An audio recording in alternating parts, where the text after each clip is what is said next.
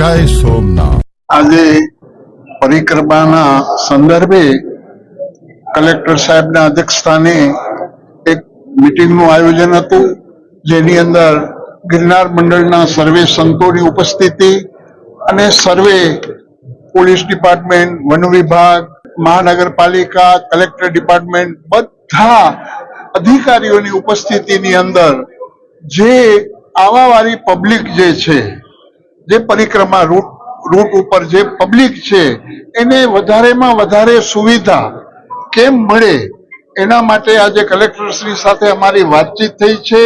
અને બીજું ખાસ કેમ કે ઘણાના મગજમાં આજે એવું છે કે તારીખ 1 પરિક્રમા ચાલુ થશે અને 5 પૂરી થશે, તો પ્રભુ તારીખ 2 થી 5 4 દિવસ જ પરિક્રમા રહેશે, એનાથી આગળ કોઈ પરિક્રમા થવાની નથી। કેમ કે 11 થી પૂર્ણિમાનો જે મહત્વ છે 4 પડાવનો, એ પ્રમાણે જ પ્રભુ પરિક્રમા થશે।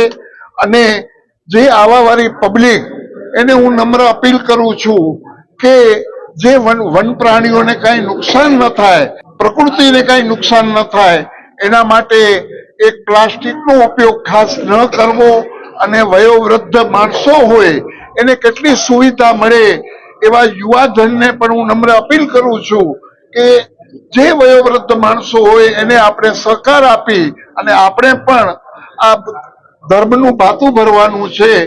તો આજે જે મીટિંગ હતી એની અંદર સર્વે પદાધિકારીઓની વચ્ચે વાતચીત કરતા આજે સાહેબે અમને બાંયધરી દીધી છે કે જે કાર્ય છે એ આપના અમે પૂરા કરશું।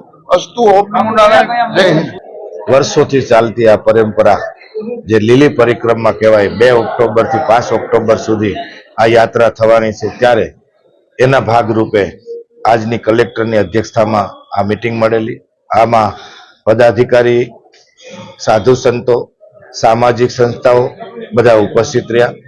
આ યાત્રાને સફળ બનાવવા માટે જૂનાગઢના સૌ સામાજિક સંસ્થાવાળા, આગેવાનો, વડીલો, અધિકારીગણ આ સેવાને સફળ બનાવવા માટે આજ તનતોડ મહેનત કરી રહ્યા છે, ત્યારે એમના ભાગરૂપે આજની આ મીટિંગમાં, સફળ મીટિંગમાં સૌ હાજર રહ્યા। જૂનાગઢની આ પવિત્ર યાત્રામાં હજારોની સંખ્યામાં લોકો સેવા કરવા આવતા હોય, લોકો જમાડવા આવતા હોય, અન્નછત્ર ચલાવતા હોય, કોઈને કોઈ સેવાઓ, છાશ પીવડાવતા હોય, કોઈ ચા પીવડાવતા હોય, એ બહારથી સેવા કરવા આવતા હોય સંસ્થાવાળા। ત્યારે કોઈ સ્ટોલ એવા ન આવી જાય કે ફનફાળા ઉઘરાવવા માટેના સ્ટોલ લાગે, એના માટે મેં રજૂઆત કરી કે આવા કોઈ સ્ટોલને પરમિશન નહીં આપવી।